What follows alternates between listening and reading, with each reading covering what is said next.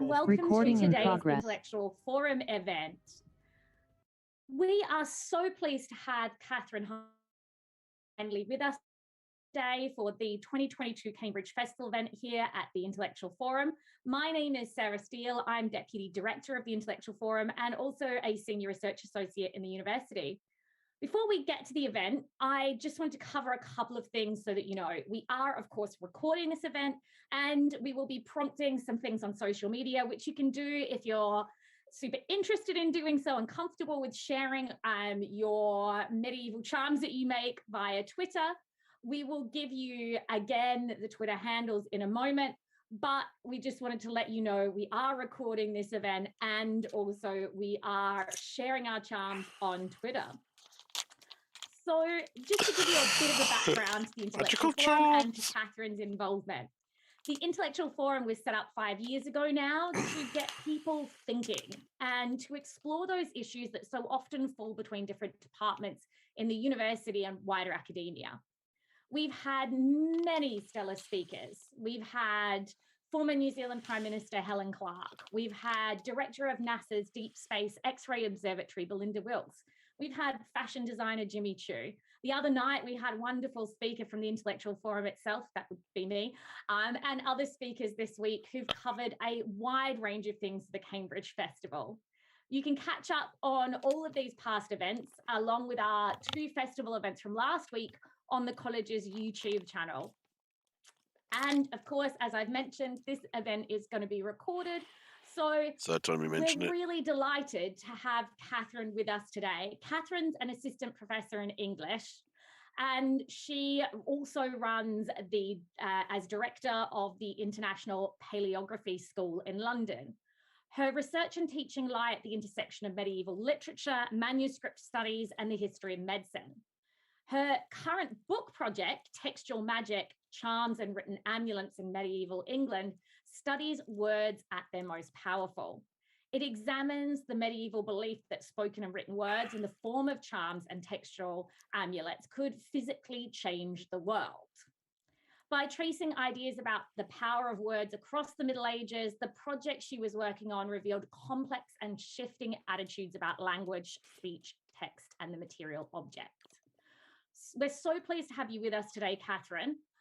You've given us a quick running order, which I'll just introduce also, which is that we'll begin with a wonderful 30-minute talk from you, if that's correct, and then you'll give people a short kind of 15 minutes break in the middle to find some ingredients. I know you've said it probably won't take people that long, but what we're going to do is give them those 15 minutes, and if they're finding they've got a bit of extra time, you can put some of the questions that you might have for Catherine in the chat. Also, as I've mentioned, we'd love you to share the images of the charms that you make on Twitter and Instagram. And we're going to leave a little bit of time at the end where we'll jump over to Twitter and see if you posted some of yours there. So if you do, please use the tags at Intel Forum and at Cambridge Fest. Those are on Catherine's slides, so you can just take a note of them. But over to you, Catherine. Thanks, Sarah. Let me just share my screen.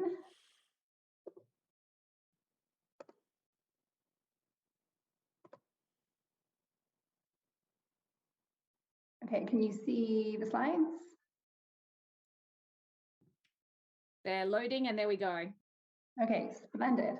Okay, so hello everybody, and thank you for joining me today to learn about medieval medical charms. So my own research has to do with medieval England, so I'm going to be talking about English examples, but similar charms were used across Europe and beyond, and I will show a couple of examples of those later. So as Sarah said, what the kind of structure of this event is that we'll start off with a brief talk about the charms. So about half an hour, I'm going to explain what the charms are and some of the different factors that were thought to contribute to their power. And then we'll have a quick break to gather some ingredients for you to make your own charms. So I'm going to explain how to make a few simple charms and some of the things I think are interesting about the recipes I've chosen. And you can either follow along, or if you prefer, you can invent your own thing based on the discussion that we're about to have now. And then at the end, we'll have some time for Q&A and hopefully to see some pictures of things that you've made. And so speaking of making charms, I'm already trying one out. So this charm is written on my hand right now. It is a late 11th or early 12th century charm that is supposed to win favor for you when you're in an audience with your lord. So we're going to see if it also works for Zoom talks. I suspect it doesn't work, but you can all let me know. Well, that's fucking brilliant, isn't it? She's already poo-pooing her own ideas. So basically, charms are small rituals that are intended to have a practical effect, usually protection or healing. Charms were used very widely both before and after the medieval period, but the ones I'm discussing today come from England in the Middle Ages. So I think the earliest one that I've seen is late 8th or early 9th century, and then they go up to the end of the 15th century. So that's the kind of period I'm looking at today. That's obviously a very long period, so charms changed within the Middle Ages as well, and I'll mention a couple of ways in which that happened. So in the Middle Ages, a lot of people used charms to heal both wounds and diseases. They believed that charms could do things like stopping bleeding, curing fevers, even mending broken bones. So they're having this real practical impact on the world. Some medieval people would have viewed charms as religious. Some would have viewed them as superstition or magic. So there was some debate among medieval scholars about where charms got their power, specifically whether they were divine or natural or demonic. And in practice, the conclusion could be less to do with the words themselves than with the person who was using them. So the historian Catherine Ryder has shown that priests would assign penance to people who were using charms, not according to the charms they were using, but according to their social status. And so the idea was that somebody who was a highly educated medical practitioner, for example, would be more likely to know what words were safe to use, whereas somebody who was, an uneducated peasant woman is more likely to be using something that is secretly demonic. So even though charms were sometimes thought of as superstitious, especially when they used unknown magical words or symbols like the ones I've got on my hand, they were also a standard and perfectly accepted component of medieval medical practice. So charms were not just a last resort for people who didn't have access to other types of care, or for people whose diseases couldn't be treated with other remedies available at the time. So for example, several medical books contain recipes like this one. And so this is for when a major vein has been severed and the bleeding can't be stopped with a charm. And so I think what this recipe shows us is that charms were sometimes the first resort for help. So here they're trying charms before they're trying the medical recipe. And I should mention here that I'm translating almost all of the charms that I'm giving you into modern English. And if any of you happen to be medievalists who are interested in the medieval texts, you can email me and I'm very happy to share. So the charms that I'm looking at today draw on the power of words.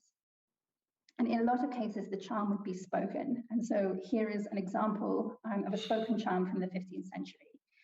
So Jesus, who was born in Bethlehem and was baptized in the River Jordan, and the water stopped and the stone stopped the blood of this man, N. And so N is the sign for insert name here, basically. So you put the name of the patient, your servant, through the virtue of your holy name, Jesus, and of St. John. And say this charm 5 times with 5 Lord's Prayers in the worship of the 5 wounds. And so you can see here that the text is entirely spoken. The power of the charm is coming through speech. Other charms, which we're going to be spending a bit more time on today, would be written down. So here's another example of one of those, again from the 15th century. So medicine for chickens so that they do not die. Write the Lord's Prayer on bread or on parchment and wash it off with water and give it to the geese, chickens, or hens to drink from before they drink anything else. So there you can see that the powerful words of the charm are being written down instead of spoken. So the power of the prayer is being transmitted to the animals through the ink and through the water. So we've got these 2 different modes of using powerful words, and charms can use both, and we'll see some of that later. So something you can probably guess from the 2 recipes that we've had is that charms themselves don't usually survive from the Middle Ages. So spoken charms are obviously not permanent. And as you've seen with the charm for chickens, they might be written onto perishable materials that would be destroyed during the use of the charm. And even when they were written on something like parchment, which can survive, they tend to be small and they tend to be fragile and easily lost. So we don't have examples of actual charms. But what we do have are instructions for performing charms, like these ones that I'm showing you, which tell the practitioner to either say or to write down specific powerful words. And a lot of these come from collections of medical recipes, so kind of formal medical books. But you also find a lot of them just written into the margins of other texts. So people who have found a charm that seems useful to them and are copying it down just in whatever blank space they have available. Okay, so now that we know what charms are and where my evidence comes from, I'd like to think about 3 of the main ways that charms seem to get that power. And then later you can think about these if you want to design your own charms in the end of the session. So since we're going to be making charms, I'm going to focus, as I said, on written charms, since those give us more to think about in terms of the materials we're using, and also how we're going to interact with the charm once it's made. So the 3 factors that we're going to think about are the words of the charm, the material that you use to make the charm, and then what you do with it, how you interact with it once you have it. So we'll begin with the words. And before we get to what the words mean, there are 2 things to consider. So first, whether they're spoken or written, and then what language the words are in. So I've said that we're focusing on written charms, and so it's interesting to note perhaps that those were used for slightly different purposes than spoken ones. So there is a lot of overlap, but some conditions seem to have been considered to be treated better by speech and some to be treated better by text. So to give you some examples, this is across the medieval period as a whole. I've collected 20 charms for insomnia, 18 of those are written down and only 2 are spoken. I've collected 49 charms to stop wounds from festering, none of those use writing. And then some conditions are mixed, but still show sort of a preference for one form or the other. So childbirth, out of 62 charms for childbirth, only 15 of them use speech instead of writing. So the application of speech and writing seems to have been different.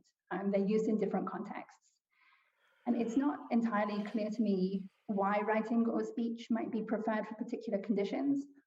But we see for the written charms certainly that they're used to treat quite general common problems. So the most typical uses of written charms are stopping bleeding, helping in childbirth, preventing seizures, treating fevers, and curing toothache. So it's kind of everyday medical concerns. The other thing that written charms are sometimes used for is protecting a space, perhaps because you end up with a material object that you can leave in the space you want to protect. So for example, if I've got a slide, yes, here is an example of a 15th century charm to protect a house from rats. So you take 4 stones and you write, sorry, I've left the medieval spelling of stones in there with the Y. I think it's pretty clear. Take 4 stones and write on each stone, Alpha, Omega, John, Alpha, Omega, Mark, and so on. It only actually gives us 3 evangelists here. And then lay these 4 stones of the 4 names of the 4 evangelists in the 4 corners of the house. So I'm not sure whether the 3 evangelists rather than 4 is my mistake or is in the manuscript, but you can see that the intention of the recipe is that it should end up with 4 things that you can put in the 4 corners of the house to demarcate that space that's going to be protected by this charm. There's also a spoken portion of this charm as well. So once we've thought about whether the charm is written or spoken, the next thing to consider is language. So in daily life, people in medieval England used a variety of languages. Before the Norman conquest in 1066, we mostly see Old English and Latin. And then after the Norman conquest, French became more important, particularly in areas like law and in the court. So French became important for a while, and then English gradually kind of regained prominence. And the precise details of how and when and where these languages were used are kind of debated, but that simple general outline is pretty secure. So then what I'm showing you now is the languages that were used for the powerful words of the spoken charms that I've collected. So these are the words that somebody says in order to perform the action of the charm. If the charms are not using vernacular languages like English and French, they're overwhelmingly using Latin. There are a few that are in Greek, and there are a few that are in gibberish, so pattern sound without a referential meaning. And since non-vernacular charms are so much more common, I've counted mixed language charms under the vernacular instead of trying to put them into both categories. So here you can see that the spoken charms kind of follows the linguistic pattern I just described. So before 1100, you have Latin and English. Between 1100 and 1350, you have Latin and French becomes the main language.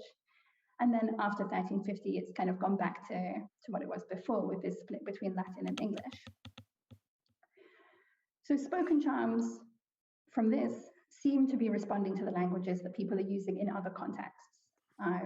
It's kind of following the pattern of how we understand language that have been used across the Middle Ages more broadly. And it's also maybe worth mentioning that the language of the charm, vernacular language of the charm, usually matches the language of the instructions. And so it seems like these are probably intended to be understood. So if you can read the French instructions of how to perform the charm, you can also understand the French text of the charm itself. But written charms, as we saw with the chickens, don't have to be understood by their users. So the chickens are incapable of understanding the text. There's no component of the charm that can be to do with understanding when you're giving it to chickens. And so let's see how that maybe works with people. So these are the languages used in written charms. And again, this is the language of the written portion of the charm. So sometimes there might be an incantation as well, but I'm not including that here. And I think it's immediately obvious that the written charms don't really respond to the broader linguistic changes. So they use biblical languages, they use these kind of gibberish unknown words, but we don't see vernacular languages until really the very end of the Middle Ages. And even then, when those vernacular languages do appear, they're always used alongside Latin. And in some examples, it seems that the writing is being used to make a kind of temporary spoken performance permanent. So here, the bold is translated from Latin, and the kind of normal text is translated from Middle English. And what I've highlighted is the instruction first to say the charm and then to write the charm. So here we can see the same mixed language charm being used both in speech and in writing in the same ritual. But this is unusual. So in terms of language, generally what we see is that spoken charms use the full range of language that people were ordinarily using, whereas for written charms, we see Latin as the main language, or they certainly don't use the vernacular. And that starts to change kind of in the early modern period, particularly once you have an English translation of the Bible in common circulation. So then next thing to think about is what the words actually say. And there are a couple of strategies that charms use, and I'm going to talk about just a few of them. So first, what's called historioli, which are short stories, then the use of powerful names, and then I'm going to talk about unknown words. So with the historioli, the idea is usually to describe a famous figure, usually a biblical figure, who experienced the desired result of the charm. So the idea is to draw a connection between what happened to them in the past and what's happening to the patient, or what you want to happen to the patient now in the present. So for example, here's a translation of a common charm for toothache. And this story narrates a meeting between Christ and St. Peter, at which St. Peter tells Christ that he has a toothache, and Christ commands the thing causing the toothache to leave. So here it's a drop, sometimes it's a worm, whatever. But as the practitioner recites Christ's words, they insert the name of the medieval patient. And so you can see 3 lines up from the bottom, you've got that N again, no power in this man, N. So that was, as I said before, the kind of insert name here. And so what you see is the charm kind of moving seamlessly from being a story about Christ and Peter to acting out what Christ said to Peter to the medieval practitioner speaking to the patient. And so this is quite a sophisticated example of a historiola in a charm. So others will just refer to the biblical narrative. So for example, you see charms for childbirth, which will give a list of miraculous births. So, the Virgin Mary, multiple saints who were thought to be too old to bear children and then did. So you have this kind of litany of people who experienced these unusual miraculous births, and that was supposed to protect the women in childbirth. You also have things like this one that I showed you earlier. So here the idea is that when Christ was baptized, the River Jordan stood still. And so here it's making an analogy between the river standing still and the blood stopping in the patient. So one way that you can use the powerful language of your charm is to tell a story about somebody else who received the same healing that you're hoping your patient will receive in the present. Then another thing you can do is call on a powerful figure who will help you. So most of the charms that survive from medieval England are explicitly Christian, and they're usually calling on God or the saints. So for example, one popular charm is called the Heavenly Letter, and here are the instructions. So St. Leo the Pope wrote this letter to Charlemagne and said, whoever carries this letter on his person will not need to fear defeat by his enemies, or false accusation, or fees, or dying wickedly or without confession, or misfortune in any deed, etc., etc., etc. And truly in here is a name, and whoever names it will not die that day, even if he were hanged. These are the names of our Lord Jesus. And then the text, which you can see on the slide there with all those crosses in between, is a list of the names of Christ. There's also, I think, the apostles are in there as well. So this text works by just repeatedly naming the person and the qualities of the person that it wants to call upon. One difficulty for writers is that they didn't always know what were names and what weren't. So this is a charm against cramp, and at the top I've given you the powerful words of the charm, which are Fibal Guth Guthne. And the manuscript says that if you carry them, they'll heal you of cramp. But so then the writer comments, this is without reason, yet it has been tested. And unless they're the names of a certain saint or certain saints, I do not put faith in them. For then, in other words, if the names are the names of saints, it would be a charm in our Lord by whose power all things are healed. So what you're seeing there is a suggestion that these words might not be the names of saints, they might be the names of saints. Who knows? It's up to you, the reader, to decide whether you trust the charm or not. So this brings me to another way that words can have power, which is by being mysterious. So some writers, like this one, worry about the use of unknown words, but others use them deliberately. And so that could take the form of garbled words or sound patterns, or it could be thinking more about the text as a text, which is what I'm going to focus on.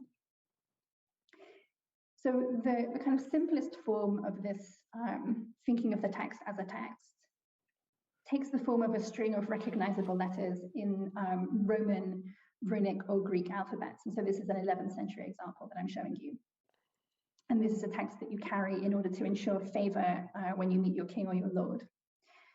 And so these letters are easily readable to somebody who knows the medieval script. There's some completely legible Latin phrases in here.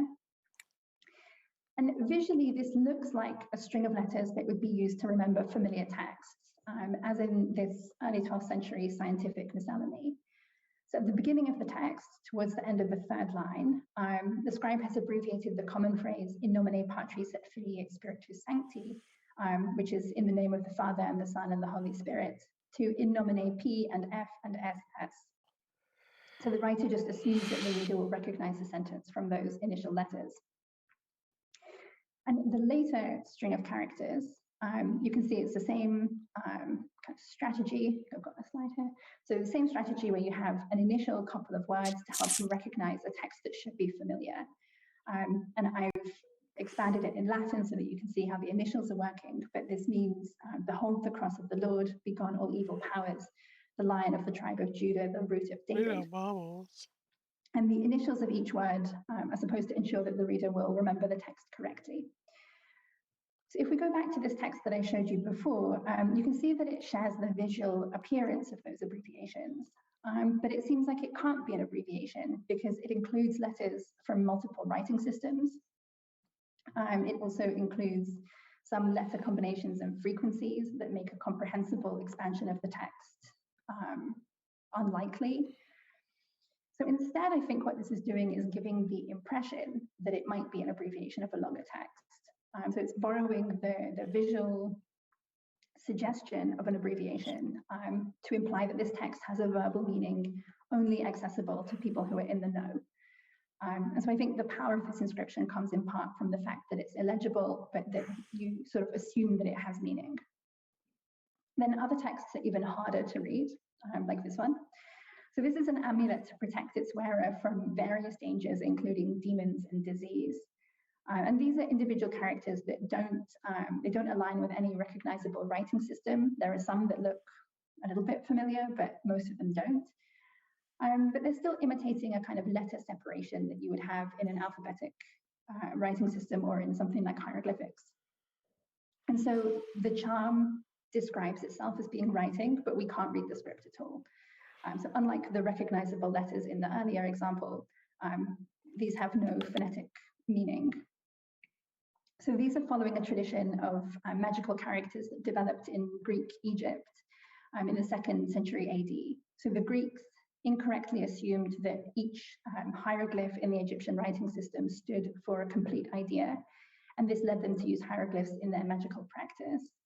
But as the ability to write hieroglyphs declined, people began to write sort of fake hieroglyphs in ritual contexts where the writing system was needed, but the expertise to write it was lacking.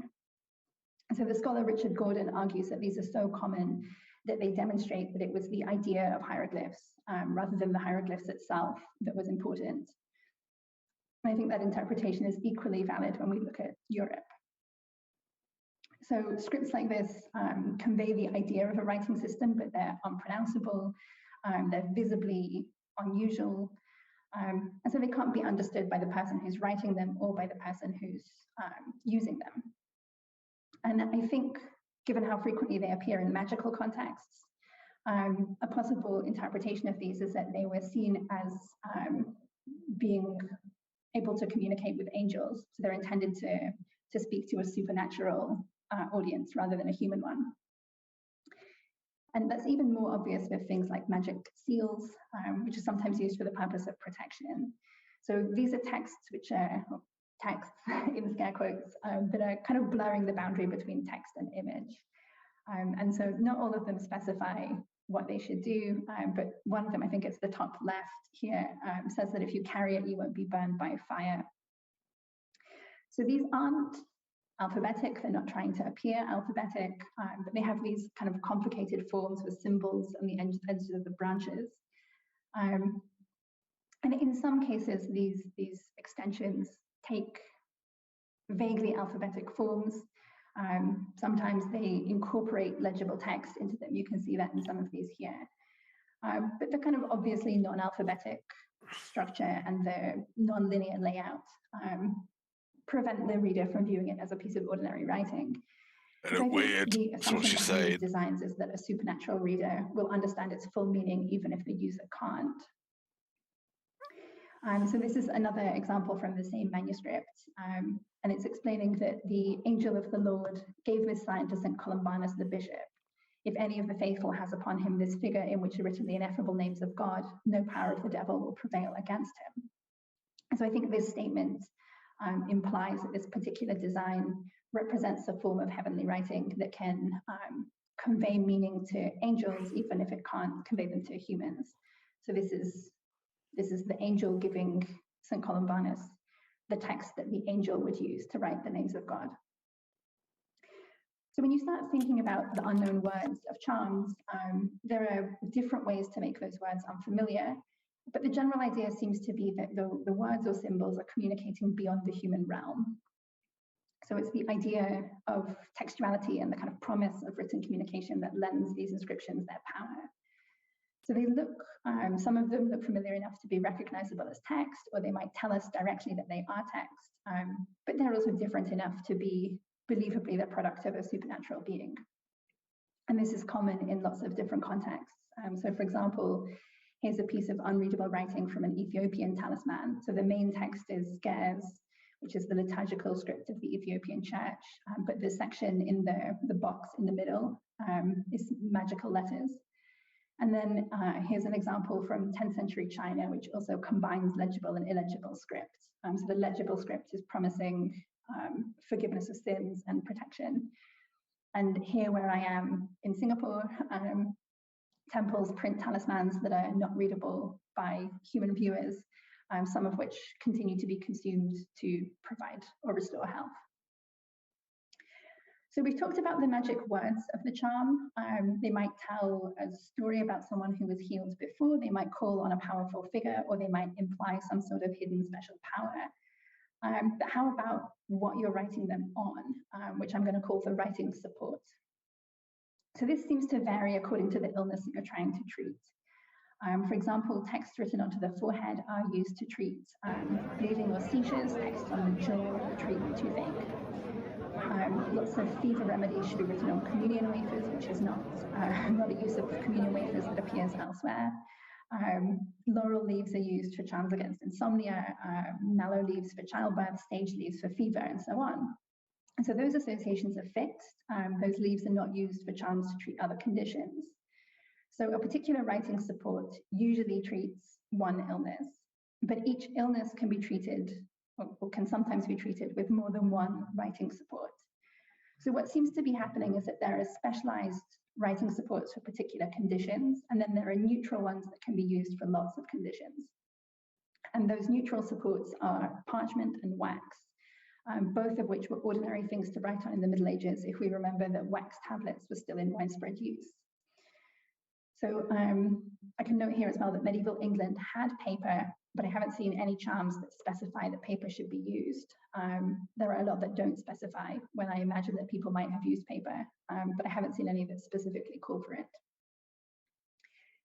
So both parchment and wax can carry charms to treat a wide range of diseases. And then also these are writing supports that are often suggested as alternatives to other writing supports. So for example, the top lines here come from the charm to protect chickens that I mentioned earlier. And you can see that it tells its user to write the Lord's Prayer on bread or on parchment. And then the one below is a charm to force a woman to fall in love with you. And you write the words on wax or on a stick of hazelwood. So what I think is happening here is that the charms are kind of balancing between materials that were seen as having some sort of connection to the disease, and then materials that would be widely available.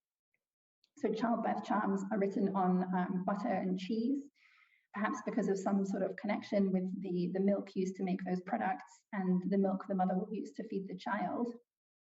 So there's a symbolic meaning there. But if you don't have cheese, there are certain charms that can be written on parchment. And I think practical considerations might also influence some of the stranger materials that we see. So for example, some bleeding charms are written using the patient's blood onto the patient's body. So there might be some symbolic meanings there, but there is also a very practical consideration, which is that if somebody is bleeding enough to need a charm, you already have all the ingredients right there. So you have the patient's blood from the injury and you have the patient who's bleeding. And that means that you can perform the charm immediately without having to stop to look for materials. So then the final aspect of charms I'm going to discuss just quickly is what you do with them once you've made them. And for this, there's a really wide range of things that people might do. They might wear them, they might eat them, they might dissolve them and drink them, they might throw them away, like destroy them somehow. But in many cases, the guiding principle seems to be that the charm text should be as close as possible to the source of the pain or the illness. So if you have toothache, you might write the charm directly onto your jaw, as in this example on the slide. Or I've seen another example where you write the charm on parchment, but then you have to hold the parchment between your teeth. So again, putting the text right next to the source of the pain. There's a recipe to heal an eye, which should be written out, and then you sort of tie it over your eye while you sleep at night. If you're giving birth, you tie the charm to the inside of your thigh, so it's kind of near where the baby is going to come out. Or you might even eat it, which puts it closer to the baby inside you. And another thing that we tend to see, like that goes alongside this desire to bring the text close to the source of the pain, is that there's a preference for the right-hand side of the body over the left. So many charms should be attached centrally, or they don't specify a side, but those that do almost invariably prefer the right. The exceptions I know are all charms to be written on the hand, presumably because if you're right-handed, it's a lot easier to write on your left hand than on your right hand. But otherwise, the right side of the body is preferred. So the childbirth charm I mentioned is attached specifically to the right thigh. There are charms that should be carried in the right hand. Sometimes you see charms that should be written in the patient's blood, and those will specify that it should be taken from the right hand of the patient. And I suspect that this is because medieval medical theory thought that the right side of the body was stronger. And Christian ideas also privileged the right side of the body. So in Genesis, for example, it's clear that a blessing from the right hand is superior to a blessing from the left hand. In the New Testament, you have the salvation of Christ, salvation to the right of Christ and judgment to the left. So the right side seems to be, both in medical theory and in religious thought, seems to be kind of preferred. So to wrap up, let's see how this all works together with an example. So here, if you read through the slides, first you see that the charm tells you what it's for. So in this case, to heal fever. And then it will tell you to take the thing that you're supposed to be writing on. So here, sage leaves. And I'm not entirely sure why sage leaves are used for fever, but it might be because the Latin word for sage sounds very similar to the Latin word for safe or well. And then you write on it. So for this charm, you're writing on one leaf a day for 3 days, and you have two separate ideas that are progressing across the 3 days. And the words you're writing are the ones in bold on the slide, which are translated from Latin. So first, you're writing parts of a biblical passage that links words to God. To the full sentences, in the beginning was the Word, and the Word was with God, and the Word was God. And then the other thing that you're writing is a kind of progression towards Christ, starting with the angel who announced that Christ would be born, then John the Baptist, who's said to have prophesied the coming of Christ, and then you have Christ himself on the third day of the charm. And then in terms of interaction, your patient here is going to eat the leaves, one on each day. And that's perhaps because a fever affects the whole body. And in some charms, there's also a suggestion that a fever was a kind of hostile entity entering your body. And so in that case, maybe by putting in these Christian texts, you're driving out the thing that's harming you. And then alongside this, the patient should say a set of prayers each night, and then they will be healthy if God is willing. So that's the kind of get out clause for all medieval charms.